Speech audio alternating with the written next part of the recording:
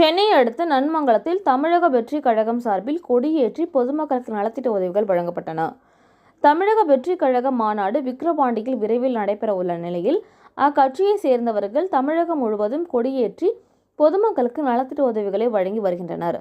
தமிழக வெற்றி கழக மாவட்ட மாணவர் அணி சார்பில் கொடியேற்றி 100க்கும் மேற்பட்டவர்களுக்கு பொதுமக்களுக்கு நலத்திட்ட உதவிகள் வழங்கியும் பள்ளி குழந்தைகளுக்கு நோட்டு புத்தகங்கள் வழங்கியும் நிகழ்ச்சி நடைபெற்றது.